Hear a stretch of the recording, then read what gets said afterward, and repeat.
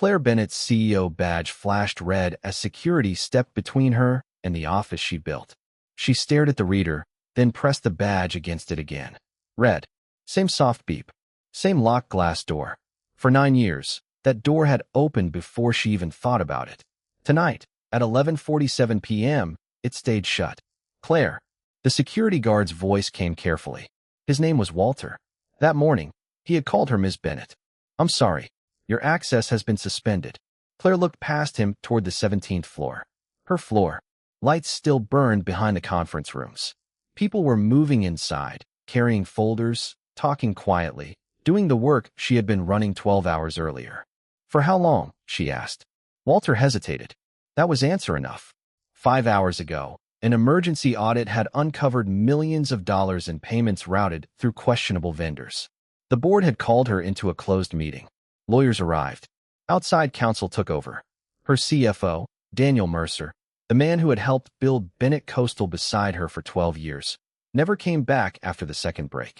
By the end of the meeting, Claire had been suspended pending investigation. No company systems. No executive authority. No contact with internal financial records. I need the badge, Walter said. Claire's fingers tightened around the plastic card. Her photograph stared back at her. Claire Bennett, Chief Executive Officer.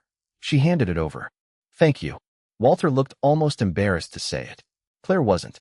Not yet. Embarrassment required enough distance to understand what had happened. Right now, she was still trying to organize the disaster into tasks. Call counsel. Review the board resolution. Find Daniel. Contact the audit committee. Fix it. Her phone vibrated again. 31 unread messages. Reporters. Directors. Investors. One from her mother. Claire ignored that one first. Then another message appeared from Andrew Hale, her former fiancé. They had ended their engagement 3 months earlier, politely and painfully, after years of turning dinner into scheduling meetings. His message was short. I saw the news. Please don't call me. About this. Claire read it twice. Her thumb hovered over the screen. Then she turned the phone off. Downstairs, the lobby looked different without people moving aside for her. At the front entrance, camera lights flickered beyond the glass. Someone had already leaked the suspension. Claire stopped. Her company car was gone too. Of course it was. The car belonged to Bennett Coastal. So did the driver. So did nearly every convenience she had mistaken for part of herself. She slipped through a side exit before the reporters saw her and started walking. Her townhouse was 8 miles away, but reporters already knew that address. A hotel would become another photograph. Her mother lived in Richmond, more than an hour away, and Claire could not bring herself to make that call. Not yet. She walked faster. Her left heel caught in a crack near the curb. The shoe twisted. The heel snapped cleanly beneath her. Claire froze, one hand against a brick wall, breathing through her nose. For one strange second, that broken shoe felt harder to accept than the board vote. She took both heels off and carried them. The pavement was cold beneath her feet. A pickup truck passed her, dark blue, older, with a ladder rack and faded lettering on the door. Claire barely noticed it. 50 yards ahead, the brake lights came on. The truck slowed, then stopped. Claire lifted her head. The driver sat there for a moment without moving, as though deciding whether getting involved was the right thing to do. Then the door opened, and a tall black man in a navy work shirt stepped out. He did not walk toward her. He stayed beside the truck, leaving several yards between them, his hands where she could see them. Claire tightened her grip around the broken shoes. The stranger glanced once at the empty road, once at her bare feet, then back at her face.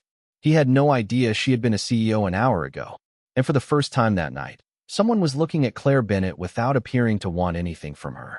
The man beside the pickup lifted one hand, not in greeting, just enough to show he was not coming any closer. Ma'am, this road is not built for walking. Claire said nothing. Her bare feet pressed against the cold pavement, broken heels hanging from one hand. He glanced toward the curve behind her. A black sport utility vehicle had slowed there twice in the last minute. Tinted windows. No turn signal. It rolled past again. His eyes followed it, then returned to Claire. Calm. Measured. You have somewhere you are trying to get. Yes. The answer came too fast. He did not challenge it. Instead, he reached into the truck, took out a navy blue umbrella with a worn wooden handle, and set it on the hood. Take that, at least. Claire looked at the umbrella, then at him. I am fine. He nodded once. Okay. No argument. No smile designed to make her comfortable. He opened the driver's door as if the conversation was over. That unsettled her more than pressure would have. Most people in Claire's world pushed until they got a yes. He had accepted her no. She looked back toward the road. The sport utility vehicle was turning around again. Camera lights flickered faintly behind the windshield. Her stomach tightened. Wait. The man paused. Claire hated how small the word sounded. He turned back, but stayed where he was. I just need somewhere public, she said. A hotel lobby. Coffee shop. Anything open. There is a diner about 10 minutes from here. Crowded. Enough. He took out his phone. Before you get in, I am sending my plate number and location to my sister. Claire blinked. Why? Because you do not know me. He typed the message, then turned the screen toward her long enough for her to see the license plate, location, and a contact named Denise. You can photograph it too. Claire stared at him for a second. You always do this. No, a pause. I do it when somebody has a reason to be careful. Something in her shoulders loosened before she could stop it. He picked up the umbrella and held it out by the handle, leaving the distance between them intact. Claire took it. Darius, he said. Darius Cole. Claire. She left it there. No last name. He did not ask for one. The passenger door opened with a tired creak. Claire climbed in and immediately noticed the child's booster seat in the back, a purple water bottle in the cup holder, and a folded school sweatshirt on the seat. This was not a man prowling empty streets. This was somebody who had been expected home by a child. Darius walked around the front of the truck, slower than she expected, one hand briefly touching his lower back before he got behind the wheel. He started the engine. No music. No questions. Claire placed her broken shoes on the floorboard and kept the umbrella across her knees. At the first stoplight, Darius checked the mirrors. Not nervously. Automatically. Claire noticed. She had spent years in rooms where people watched her reactions. This man watched exits, traffic, distance. You work around here? She asked. Marine electrical. Boats. Mostly. Long day. Long enough. That was all he gave her. The silence that followed was strange. It did not feel awkward. It felt unused. Claire turned her phone back on. 43 notifications appeared at once. Before she could read any of them, the radio display on Darius's dashboard flashed a breaking news alert with her name across it. Darius glanced at the screen, then at Claire. For the first time, recognition entered his face. He did not look impressed. He did not look suspicious. He simply looked at her as though one missing piece had clicked into place. Then he turned the radio off. Diner is 2 minutes away, he said. And somehow, that quiet choice told Claire more about him than any question could have. The Harbor Light Diner was nearly empty when Claire and Darius stepped inside, but the television above the counter was not quiet. Her face appeared beneath a bright red banner, followed by the words suspended pending financial investigation. Claire stopped for half a second. Darius noticed. He did not look at the screen again. Booth or counter? The waitress asked. Booth, Claire said. Her voice sounded steadier than she felt. They sat across from each other near the window. Claire placed the old navy blue umbrella beside her and set her phone face down on the table. It kept vibrating anyway. Darius ordered black coffee. Claire asked for water. For several minutes, neither of them spoke. That silence should have bothered her. It did not. You know who I am now, Claire finally said. Darius lifted his cup. I know what the television says. That is not the same thing. Usually is not. Claire studied him. No curiosity. No performance. No attempt to pretend he had not heard every ugly word on the screen. I do not need saving, she said. The sentence came out sharper than she intended. Darius took a slow sip. Good. He set the cup down. I was not offering that. Claire blinked. He continued before she could respond. You were barefoot on a dark road with people following you. I offered a ride. That was it. No speech about fate. No promise that everything would be fine. Somehow, that irritated her less than sympathy would have. A few feet away, the waitress turned too quickly and knocked a tray against the edge of the counter. Silverware scattered across the floor. She muttered an apology and crouched immediately. Claire's first instinct was automatic. Find the manager. Fix the process. Prevent it from happening again. Darius was already out of the booth. He bent down, picked up 2 forks and a spoon, and placed them on the tray. Sorry, the waitress said again. Long night. Darius gave a small shrug. Happens. Claire watched the woman's shoulders drop. One word. That was all it took. When Darius returned to the booth, Claire looked toward the waitress. "Are you okay?" she asked. The woman smiled, surprised. "I am now." Claire looked back at her water. Something uncomfortable moved through her chest. She had spent years building systems where mistakes were tracked, reviewed, corrected. She could not remember the last time she had simply asked the person who made one if they were all right. Her phone vibrated again. This time she looked. 20 missed calls. Reporters. Board members. Legal counsel. Her mother. Claire locked the screen. "I cannot go home tonight." Darius did not ask why. "Hotel. They will find me." "Family." Claire shook her head. He leaned back, thinking. "My sister runs a guest house near Ocean View. Separate rooms. Private locks. Quiet." Claire looked at him carefully. "Your sister?" "Denise. I can call her. You pay her directly. Why are you doing this?" Darius glanced toward the folded school sweatshirt she had seen in the truck, then back at Claire. "Because I have a daughter, and I would want someone to help her get somewhere safe." That was the first personal thing he had offered. 20 minutes later, Denise handed Claire a brass room key at Mariner's Rest and showed her upstairs. Darius stayed by the front desk. No invitation inside. No request for her number. Claire paused at the top of the stairs, still holding his umbrella. "Thank you," she said. Darius nodded once. "Get some sleep." Claire entered the room and locked the door behind her. For the first time since the board meeting began, no one was asking her for an answer. And for the first time in years, she had accepted help from someone who seemed determined not to own any part of her in return. Claire woke at 5:12 the next morning and reached for a phone that had no calendar left to obey. For a few seconds, she stared at the ceiling without moving. No executive briefing. No 7 o'clock call. No assistant waiting outside a conference room with 3 decisions already lined up. The silence felt almost physical. She turned on her phone. Messages flooded the screen at once. Lawyers. Board members. Reporters. Her mother again. Claire read none of them. Instead, she sat on the edge of the bed and looked down at the borrowed room around her. Clean sheets. A chipped lamp. A small painting of the Chesapeake Bay. Nothing impressive. Nothing asking her to perform. Around 7:20, she heard voices downstairs. One belonged to Darius. The other was younger and considerably less quiet. Claire changed into the clothes she had worn the night before, minus the broken heels, then opened the door. Denise met her in the hallway holding a pair of simple black flats. "These should fit well enough to get you through the morning." Claire accepted them. "I will bring them back." Denise smiled. "I figured you would." Downstairs, Darius stood in the small kitchen cutting sandwiches while a girl with curly hair and purple glasses leaned over the table, arguing with him. Pluto should still count. "That decision was made years ago," Darius said, "by people who were wrong." He looked up and saw Claire. Morning. No change in tone. No careful sympathy. The girl turned around. "I am Nia." "Claire." Nia studied her for half a second. "Were you really a chief executive officer?" Claire paused. "Yesterday." Nia nodded as if Claire had told her she used to work at a grocery store. "Okay." Then she pointed at the toaster. "Dad burned mine. You were giving a speech about Pluto. That is not a defense." Claire laughed before she meant to. The sound surprised her enough that she stopped. Darius glanced at her, but he did not make anything of it.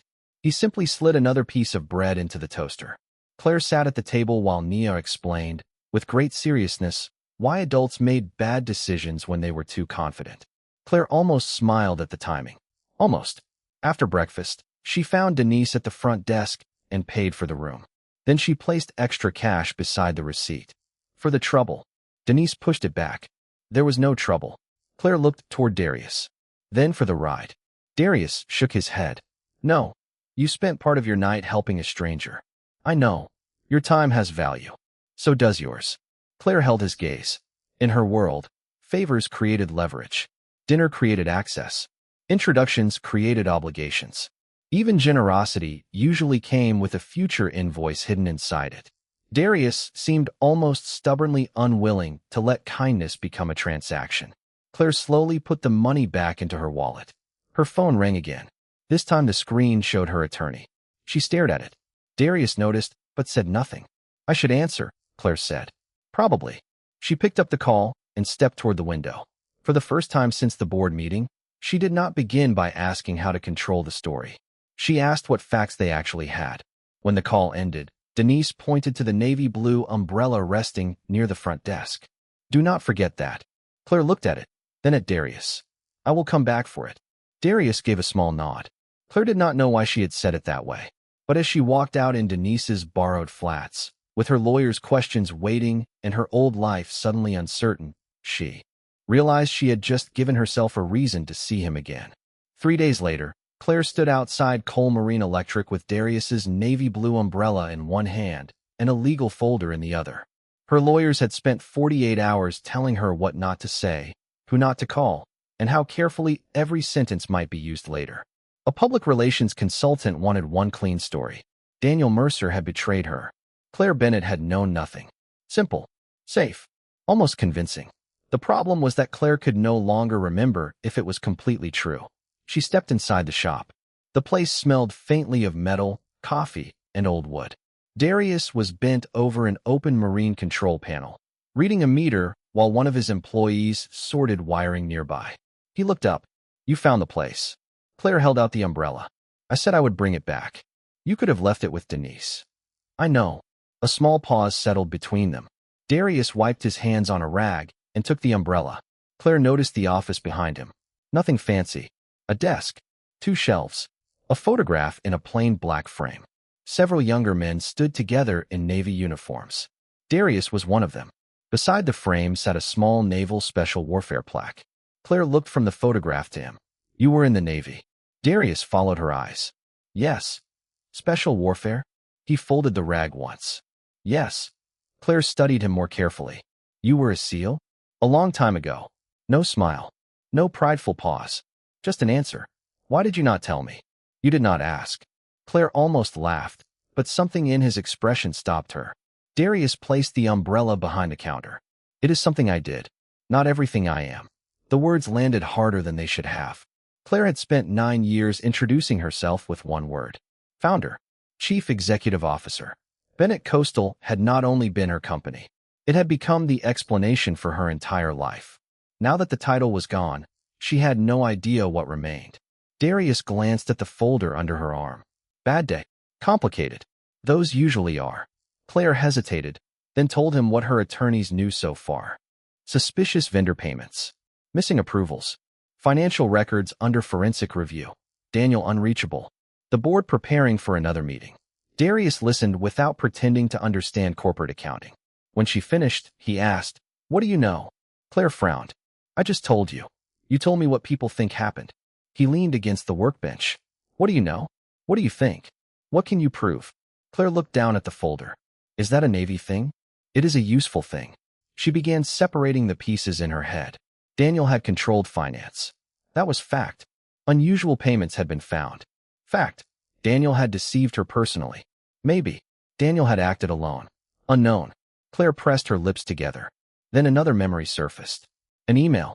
6 months earlier. Emily Torres, a senior accountant, had raised concerns about vendor approvals. Claire had forwarded the message to Daniel without reading the full attachment. Someone warned me, she said quietly. Darius did not move. Who? Emily Torres. Claire could suddenly see the email on her screen. She could even remember the line she had typed before rushing into another meeting. Daniel has my confidence. Stop escalating this unless you have something concrete. Her stomach tightened. She left the company 3 weeks later. Darius said nothing. That silence did more than judgment would have. Claire closed the folder. For the first time, the investigation no longer felt like a search for the person who had ruined her life. It felt like a search for the moment she might have helped make the truth easier to ignore. She took out her phone, found Emily Torres in her old contacts, and stared at the number. Then she pressed call. Emily Torres did not answer Claire's first call. She did not answer the second one either. On the third day, a message finally appeared. 10 words. I will meet you. Public place. 30 minutes. That is all. Claire arrived early at a quiet coffee shop near Ghent and chose a table where Emily could see the door.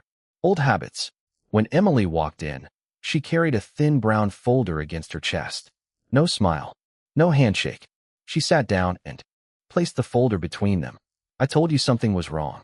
Claire felt the explanation rise automatically. Daniel handled finance. The reports were incomplete. The company was under pressure. She stopped herself before any of it reached her mouth. I know. Emily's expression did not soften. I sent 3 warnings. I asked compliance for a review. I asked for 10 minutes with you. Claire lowered her eyes. And I sent you back to Daniel. Emily opened the folder. Inside were copies of emails she had sent, acknowledgments from human resources and compliance, and dated notes from meetings. Nothing dramatic. No secret ledger. No miracle document that solved the case. Just a careful record of a woman trying to be heard. Then Emily slid 1 page forward. Claire recognized her own words immediately. Daniel has my confidence. Stop escalating this unless you have something concrete. The sentence looked colder on paper than it had on a screen 6 months earlier. I kept this because I needed to remember I was not imagining what happened, Emily said. Claire touched the edge of the page but did not pick it up. Did Daniel ask you to leave? No. Nobody had to. Emily leaned back. After a while, you learn when a room has decided your voice is the problem. That sentence followed Claire long after the meeting ended. Her attorneys called that afternoon. The public relations team had a strategy ready. Claire could emphasize Daniel's control over finance, cooperate quietly, and say nothing about the email unless investigators specifically requested it. Legally cautious. Publicly cleaner. For the first time, Claire understood exactly what silence could buy her. That evening, she drove to Cole Marine Electric. Darius was closing the shop when she arrived. He saw her face and unlocked the door again without asking why. Claire told him everything. Emily, the warnings, the email, the advice from public relations. Darius listened with both hands resting on the workbench. I did not steal anything, Claire said. I did not approve fake invoices. I did not know what Daniel was doing. I believe you. Relief came too quickly. Then he added, that is not the same as saying you did nothing wrong. Claire's jaw tightened. You do not understand what I built. No, Darius held her gaze. But I understand what happens when people protect the mission by sacrificing the truth. Claire stood very still. That is easy to say when your name is not on the company. Probably. His voice stayed quiet. That made it worse. If the truth only works when it makes you look good, it is not truth. Claire picked up her purse. Anger rose first. Shame followed close behind it. I came here because I thought you would understand. Darius did not stop her. Maybe understanding is why I am not telling you what you want to hear. Claire left without saying goodbye. She sat in her car for several minutes, staring at the email on her phone. Then she opened a new message to her attorney, attached the document Emily had given her, and typed 1 line. Include this in everything we turn over. Her thumb hovered over send. This time, Claire did not look away. Claire pressed send. After that, there was no clean version of the story left to protect. Over the next 6 weeks, forensic auditors rebuilt the financial trail piece by piece. The suspicious vendors were real enough on paper, but several had been approved through falsified documentation. Payments had been redirected. Losses from a failed expansion had been hidden, then covered with new lies. Daniel Mercer had controlled most of that process. Claire had not signed the false invoices. She had not received any of the money. She had not ordered anyone to hide the losses. But her email to Emily became part of the record too. That mattered. The board called Claire back for a formal hearing on a Thursday morning. She sat at the same long table where she had once made decisions for everyone else. This time, she carried no laptop. No assistant sat behind her. No one called her chief executive officer. One director cleared his throat. The investigation has not found evidence that you participated in the misconduct. Claire nodded. Relief moved through the room, but she did not let it move through her yet. Another director continued. However, there were failures in oversight. Claire looked down at her hands. Yes. The attorney beside her shifted slightly, as if expecting a longer answer. Claire gave none. The chair of the board asked whether she wanted to explain the email to Emily Torres. Claire took a slow breath. I trusted Daniel because of his position, his history, and the results he had delivered for years. Emily brought me something that challenged that trust. I did not give her concern the attention it deserved. The room stayed quiet. Claire looked directly at the directors. Daniel is responsible for what he did. I am responsible for the culture I helped create around him. No one interrupted. If people learn that raising a concern will cost them access, credibility, or peace, they stop raising concerns. That did not begin with Daniel. Some of it began with me. Her attorney did not smile. Neither did Claire.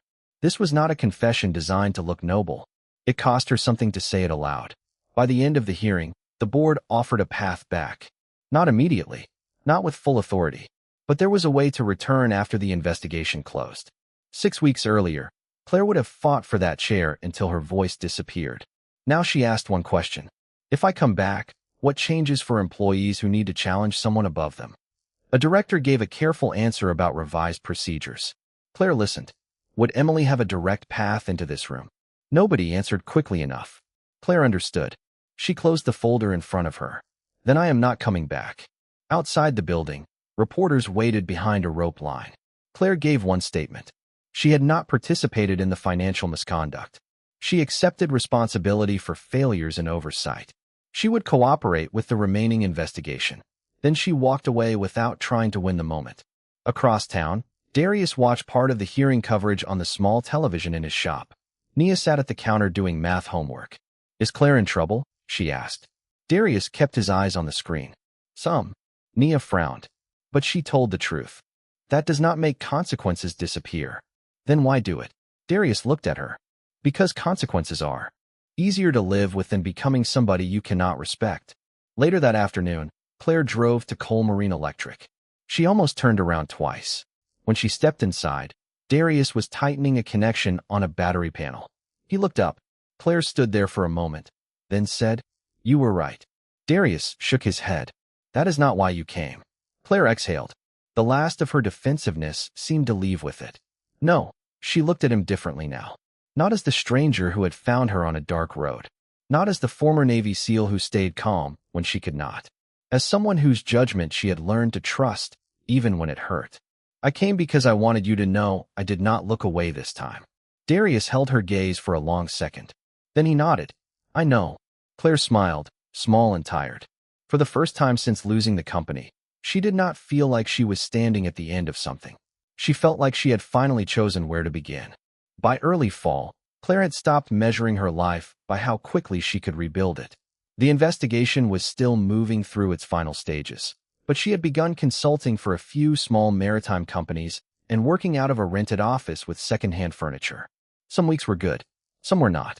Darius never asked for updates unless she brought them up first. That mattered more than she expected. Over the next several months, Claire saw him in ordinary places. The diner, his shop, a school science night where Nia spent 15 minutes explaining why Saturn was more interesting than Jupiter. Once, at Darius's townhouse, Nia showed Claire an old telescope near the window. Dad fixed almost everything, she said, turning the focus knob carefully. Almost, Claire asked. The gear slips. Darius, carrying 3 glasses of iced tea, gave Nia a look. It still works. That is what people say when something does not work correctly. Claire laughed. She remembered the model number without saying anything. A week later, another problem surfaced. Cole Marine Electric had lost a supplier discount, and Darius mentioned that replacing one diagnostic system would have to wait. Claire knew a regional marina group looking for electrical contractors. Within 2 days, she had arranged an introduction and pushed the contract forward before telling him. She expected Darius to be relieved. Instead, he called her from the shop. Did you set this up? Claire heard something in his voice she had not heard in months. Distance. I made an introduction. You told them I was the right contractor. You are. That is not the question. Claire stood beside her desk, suddenly defensive. I was helping you. I know. A pause. Then what is the problem? Darius was quiet long enough for her to recognize the answer before he gave it. You still think helping means deciding for someone. Claire closed her eyes. Months earlier, she would have argued. She would have explained the value of the contract, the timing, the opportunity. This time she sat down. You are right. Darius said nothing. I should have asked. Yes. I am sorry. No justification followed. The silence on the line changed. Softer now. Thank you, he said. Claire withdrew herself from the discussion and let Darius decide whether to pursue the work. He did, but on his terms. 2 weeks later, she came by the townhouse carrying a small padded envelope. Nia opened it at the kitchen table. Inside was a replacement focusing gear for the telescope. Nia looked up. You found one. Claire nodded. I checked the model first. Then I asked your dad if replacing the part was okay. Darius leaned against the counter, trying not to smile. Nia noticed. You are making that face. What face? The face where you are pretending you are not impressed. Claire laughed. They spent the next hour fitting the gear together. No new telescope. No expensive surprise. Just one small piece that let something old keep working. Later, after Nia went upstairs to finish homework, Claire stood by the front door with her coat over one arm. Darius walked her outside. For a moment, neither spoke. "What do you actually need?" Claire asked. He looked at her. "Right now?" "Right now." Darius thought about it. "Dinner." Claire smiled. "That sounds manageable." "Friday." "Friday." He held out his hand, not like a business deal, just an invitation. Claire looked at it, then placed her hand in his. He did not pull her closer. She did not need him to. Months ago, she had trusted him because he knew when to step back. Now she trusted him enough to step forward herself. 1 year after the night, everything changed. Claire Bennett worked from an office with 23 employees, second-hand conference chairs, and one rule printed clearly in every department handbook. Any employee could raise a concern directly to an independent ethics committee without asking permission from a manager first. Bennett Coastal had continued under new leadership. The financial investigation eventually confirmed that Daniel Mercer had concealed losses and falsified vendor documentation. Claire was cleared of personal involvement in the misconduct, but she never tried to rewrite her own failure in oversight. She carried that lesson forward instead. Emily Torres did not become her best friend, and Claire never expected her to. Trust did not work that way. But Emily agreed to serve as an outside advisor on Claire's new ethics program. And every time Claire listened without interrupting, something old inside her changed a little more. Darius stayed exactly where he had chosen to be. Cole Marine Electric was busier now, but still small. He still wore the same Navy work shirts, still drank black coffee, still rubbed his right shoulder when the weather turned cold. Claire never tried to turn him into an executive, and Darius never treated her new company like proof that she had finally become worthy again. On Friday nights, they had dinner. On school nights, Claire sometimes helped Nia search for stars through the repaired telescope. The first time Nia asked Claire to come to a school event, she made the invitation sound casual. Claire understood it was not. Sunday evening arrived quietly. Darius stood at the stove while Nia set the table. 3 plates, 3 glasses, 3 forks. Then headlights moved across the front window. Nia looked outside and said nothing. She opened the cabinet and took out a 4th plate. Darius noticed, but kept stirring the pot. A knock came at the door. Claire stepped inside carrying a homemade apple pie that leaned slightly to one side. Darius looked at it. "You made that?" Claire narrowed her eyes. "Choose your next words carefully." He smiled. "It looks memorable." Nia laughed from the dining room. That was not safer. Claire took off her coat and walked toward the table. Then she stopped. Nia had pulled out the 4th chair. "Claire, sit." For one brief moment, another chair returned to her memory. A colder room. A long board table. A position she had once believed she could not survive without. That chair had been taken from her. This one had been offered. No title came with it. No salary. No authority. Just a place beside people who knew her mistakes and still expected her to show up honestly. Claire sat down. Darius placed a plate in front of her. His hand rested beside hers for a second. She turned her palm upward. He took it. Nothing dramatic followed. No announcement. No promise made for an audience. Nia immediately started explaining something about Saturn, and Darius told her to eat before her food got cold. Claire listened, smiling. She had spent most of her adult life trying to become impossible to remove from a room. It had taken losing one room to learn the difference between being important and belonging. Maybe that is the lesson worth carrying from Claire and Darius.